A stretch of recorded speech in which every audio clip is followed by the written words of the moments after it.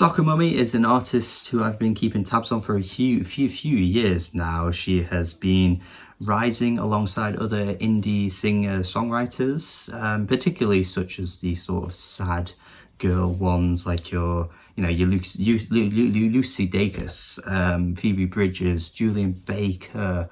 The list really goes on. There's plenty of artists in this lane. Mitski could even be added to that too. I've just managed to grab a huge pull with what they do and have managed to get pretty popular from it. And Soccer Mummy might not be as big as some of those names. She's definitely coming up and rising to go head to head with some of those names, as well as being one of the popular indie singers to be in this kind of lane. Never been the biggest fan of her, and even this general style of music hasn't clicked with me in the way that I thought it would have compared to how it has for many other people out there, particularly music critics that have loved all of these artists so far. I've never quite managed to get with this sort of thing. I've wanted to, but it just doesn't really seem to click. Aside from like select few singles that really work for me, but albums in general, just not really doing it. However, this time around, I gotta hand it to Soccer Mummy. I think this is her best album to date,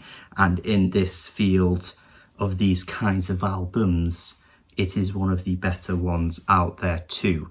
It truly is an impressive sort of return for Soccer Mummy, because I think she's really nailed this one. I think you've got to hand it as well to the production, because we do have Mr. Oneohtrix Point Never handling much of the production on this album, and you've got to hand it to him because this guy knows how to turn shit to gold. Immediately, the production is a massive step up right up from the get-go with the opening track Bones. I just feel like it's fuller, it's livelier, it feels like it's sort of more live and in the sort of in the moment type stuff.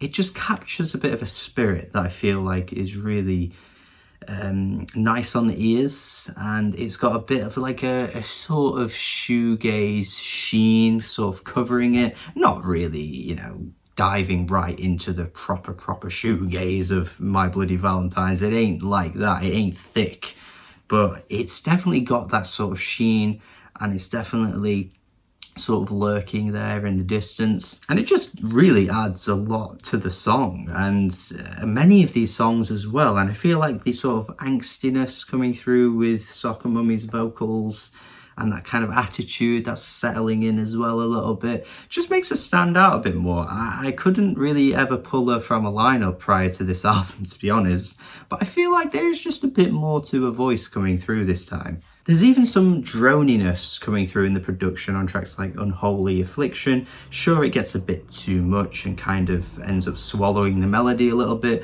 but just kind of goes to show that the album is shooting for something a bit different this time around.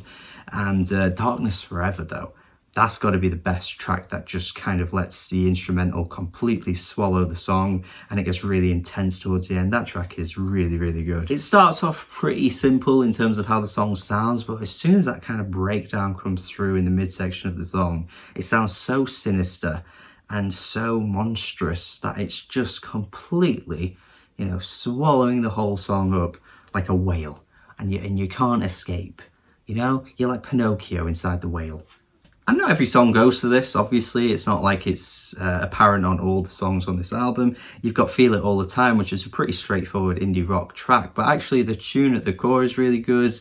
The chorus pops a little bit as well. It's not the catchiest thing in the world. I still feel like Soccer Mummy could enunciate a bit more during this album to make these songs stand out even further than they already do, because they stand out more than they ever have. But I still think she could be doing a little bit more with her voice, just a little bit more carrying, you know. I feel like that would really impact these tracks. The best example of that has got to be Don't Ask Me, which sounds like a really sort of classic 90s indie tune that also has a bit of a modern feel to it, but again, just really, really fantastic in terms of how she brings it together with her voice. I think this, in terms of performance, has got to be the best on the whole thing. It's just easily the standout song, and just exactly what I was hoping we'd get from Soccer Mummy one day. And these kinds of tracks just feel kind of like life affirming, and the sort of song that could just really sort of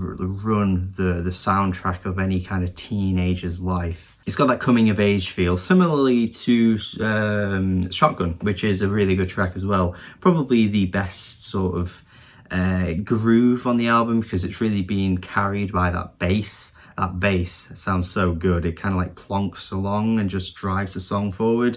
Got a really good memorable chorus as well. But just another instrumental highlight, and again showing that the production in this album is really carrying many of these songs to greater heights. I kind of would wonder where this album would live and where it would be if it weren't for, you know, Oneohtrix Point never just bringing these songs to life the way he does. Because like I say, as good as Soccer Mummy is sounding on this album, there are some tracks, particularly even towards the start actually, where the momentum after the first track gets a little bit hindered through the fact that the songs just lose a bit of that identity. They sound pretty nondescript. There's not a whole lot going for them, particularly with the vocals as well.